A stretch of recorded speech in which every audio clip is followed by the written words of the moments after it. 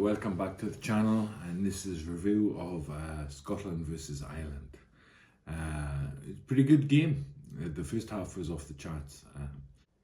Again, we've seen this championship teams keeping the ball in play, and it's been great to watch actually. There've been a lot of good games already, and big ones are yet to come. So into the first half. The Scotland team actually get a pretty good start. You know, they start well, as you'd expect them to do at home. Yeah, Murrayfield is bouncing as usual. They show great ball retention and put a lot of phases together. So it goes through the phases, and then unfortunately Finn Russell, who didn't have his best game today, I think he was choked out by the Irish defence, but his kicking options weren't great, and that's always the thing with Finn Russell. Sometimes his kicking is not, he doesn't take the best option.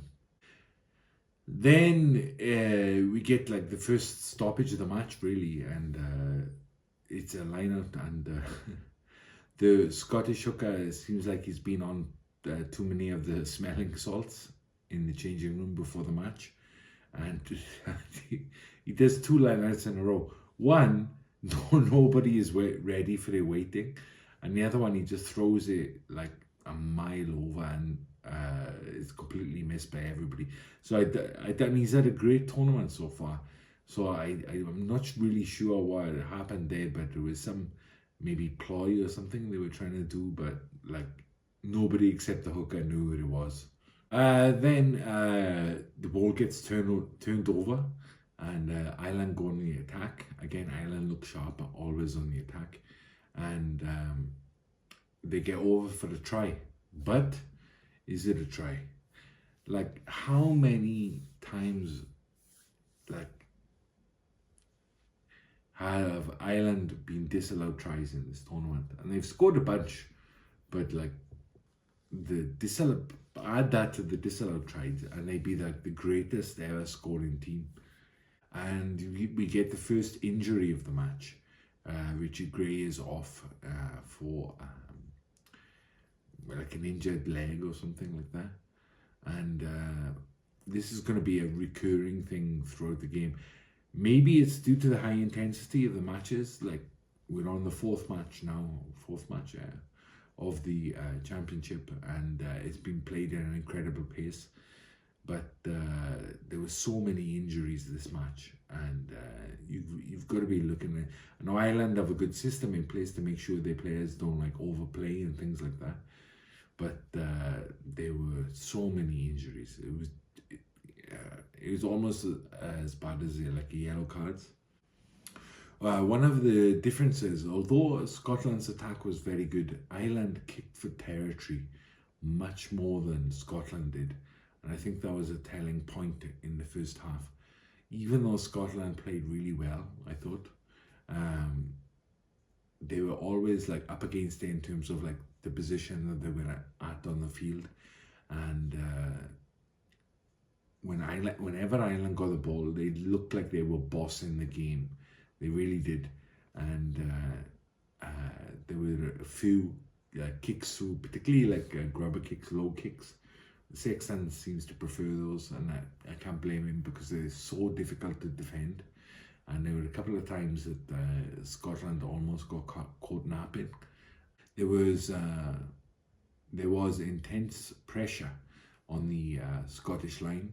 Ireland doing the tight play, which they can do so well, and Scotland put in a good defensive shift. But shortly after that, one of the key men goes off, Doris.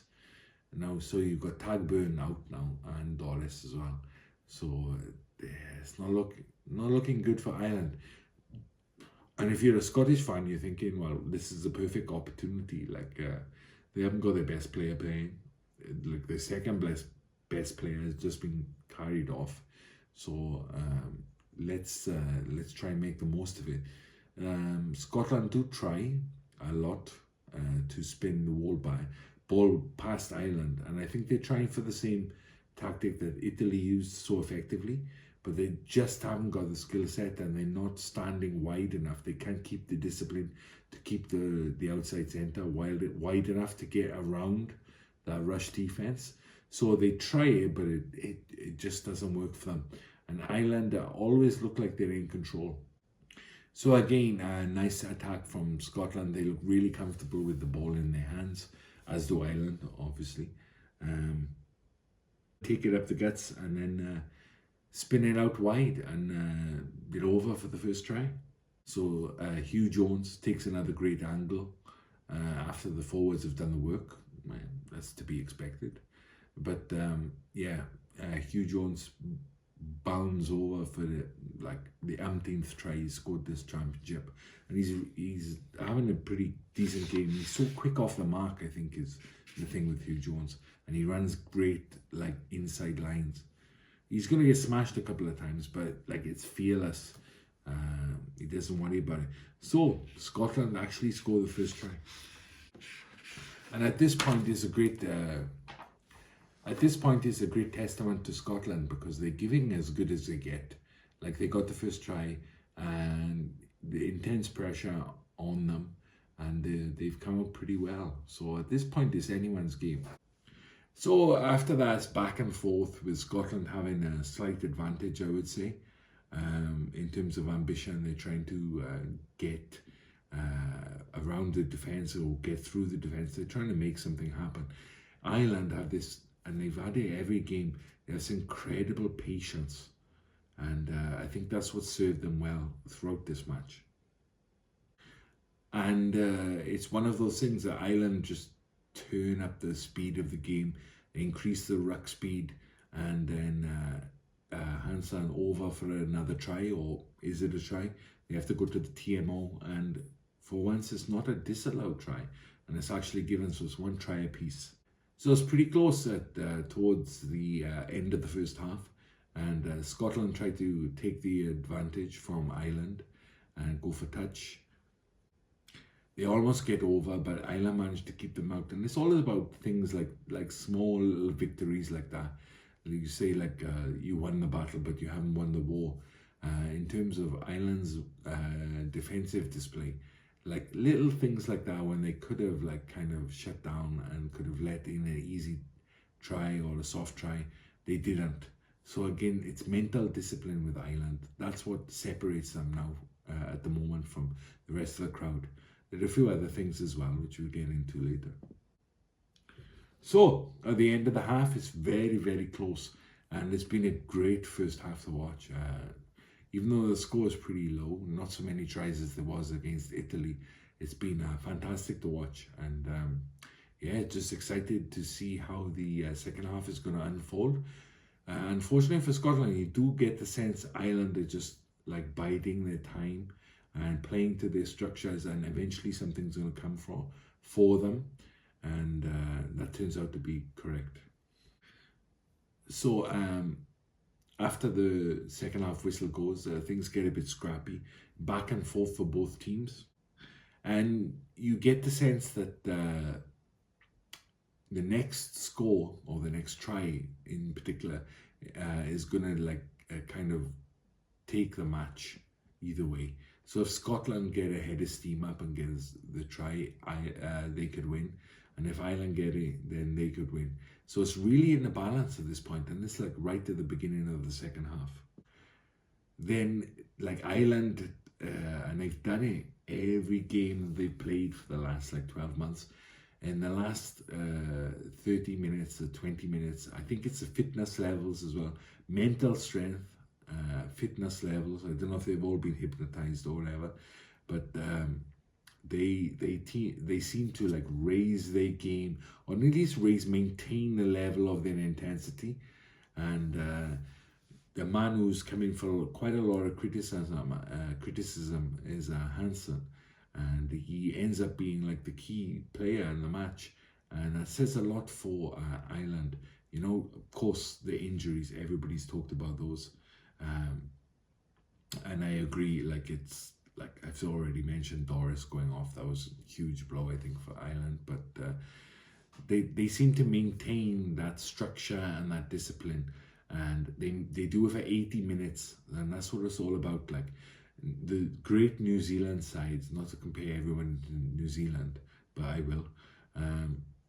They really shine in the last 20 minutes, and I think Ireland have got that now. The last 20 minutes, I don't think anyone can live with them, even like great sides like France. But I mean, we'll see soon enough in terms of like the World Cup and things like that. But yeah, I think that's a real strength of Ireland's at the moment, is mental strength, their fitness, and the way they drilled, and they stick to their game plan. They don't deviate, unless absolutely necessary. And Hansen, yeah, he gets like a double jackal. He turns the ball over twice when Scotland really have a head of steam up, and it really turns the flow of the game away from Scotland into Ireland's hands, and Ireland absolutely capitalize, and they get 2 quick tries, and they really kill the game in that like short little span of 5 to 10 minutes. The game is over, and that's how good Ireland are.